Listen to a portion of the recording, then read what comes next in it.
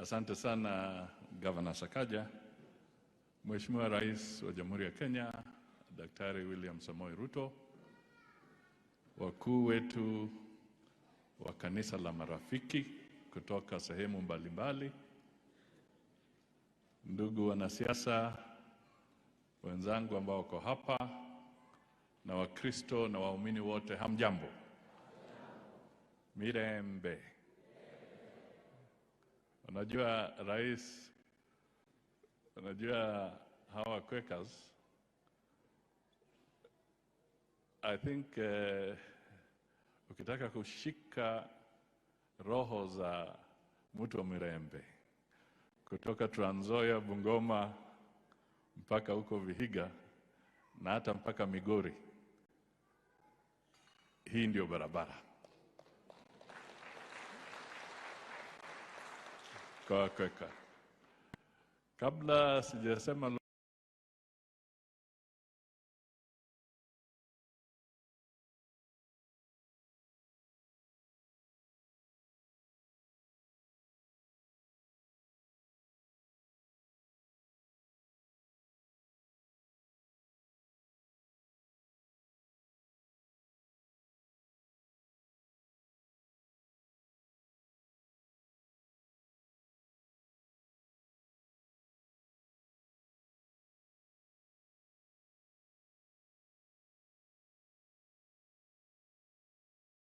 lote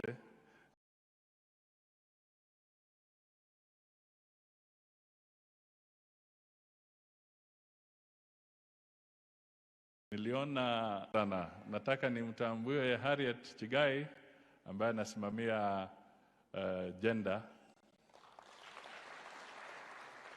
Asante sana. Nataka nimtambue Mheshimiwa Agoi. Hatutaki kusema sana, lakini mnajua rais alifanya sisi sote. Your Excellency, yangu yatakuwa machache sana kwa sababu tuko kwa kanisa. Lakini nataka niseme heko kwa kamati na wale wamesimamia ujenzi wa Donholm Quaker Church.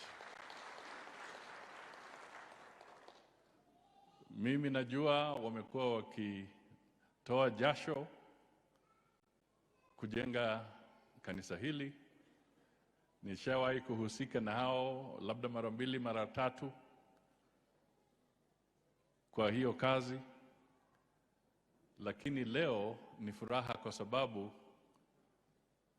wako katika ile hali ya kumalizia tu kile kimebaki kidogo. But we are proud that as Quakers you have put up a very nice and decent church for the people of Kenya. Sisi kama Quakers, na mimi ni Quakerman, vile nimetangazwa hapa, leo nitapawesha siasa. Lakini nataka tu niambie Quakers wetu,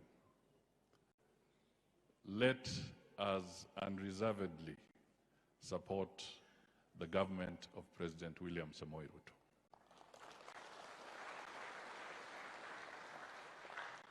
Let us support him in prayers. Let us support him through human resource.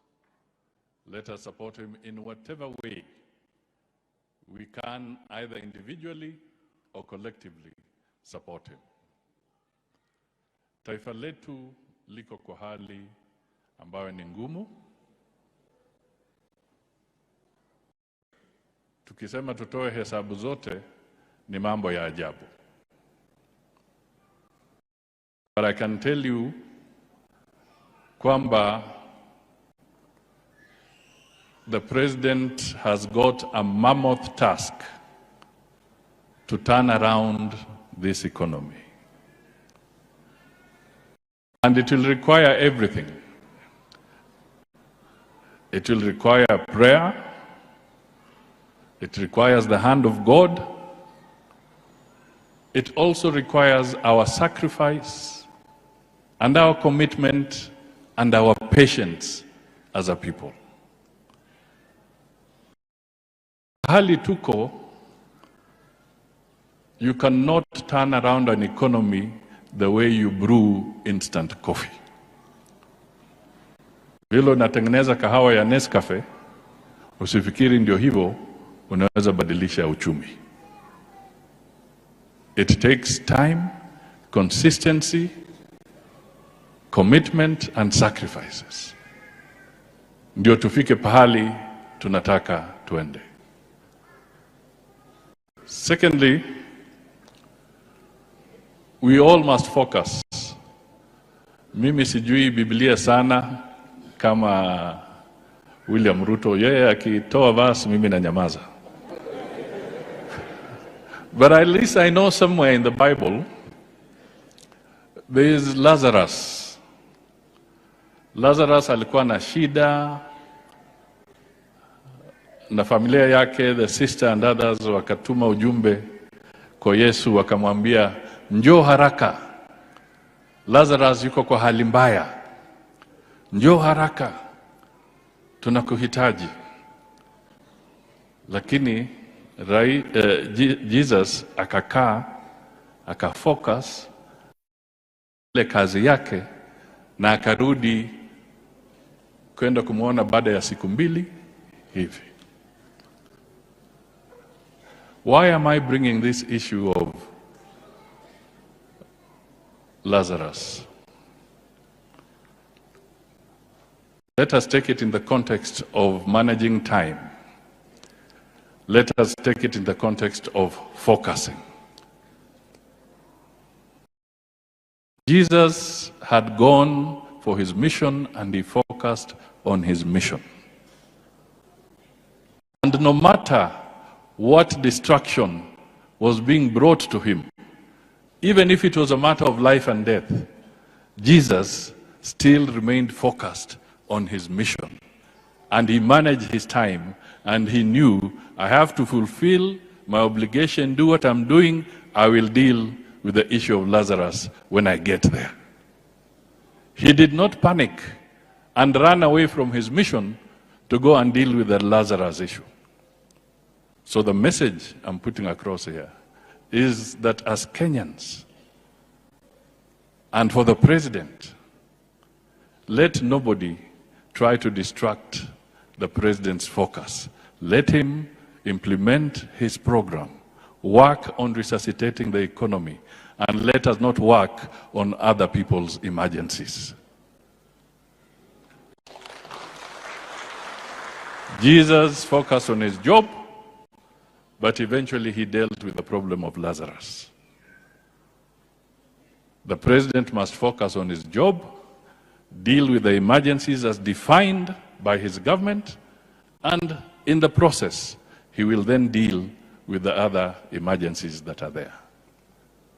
I'm bringing this out so that we can all focus as a nation, na tuende mbele, tujenge taifa letu kwa njia inayofaa. Sasa nikimaliza,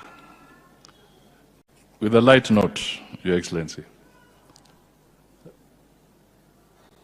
You know, when we brought the earthquake, mimi na wewe, nilijua we are Quakers. We must quake. Na tukashirikiana na wewe, na tukaleta earthquake. Na taifa likatingizika. Na uchaguzi ukafanyika. Na uchaguzi wa amani. Na tukamaliza vizuri. Na Wakenya wakaamua watampatia Mheshimiwa William Samoei Ruto nafasi ya kuongoza taifa letu. Kwa hivyo mimi nataka tu niseme, let us pull together. But for the Quakers, because I may never have disclosed to you this, but I will disclose today. Why the earthquake? It is because I looked, I searched my soul, I meditated and I realized that the direction of the nation required a paradigm shift. So I moved. People hesitated. People said, we cannot afford to be in opposition. They told me, Musalia, Mudavadi, don't take us to opposition. And in the process of my meditation, we worked with Ruto, and I knew that that is where the government was going to be.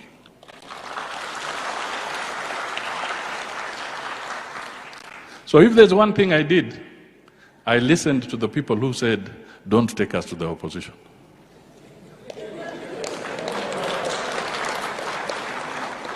I listened,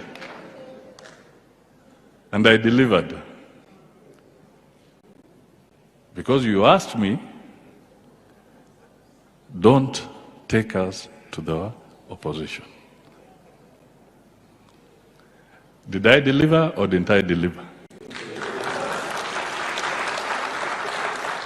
So since you did not want to be in the opposition and you wanted to be in government, so now please embrace this government so that we can all move ahead. Now, without causing another earthquake, let me invite His Excellency the President to come forward and grace this occasion. And as Quakers, we really thank you for being with us. Asante sana.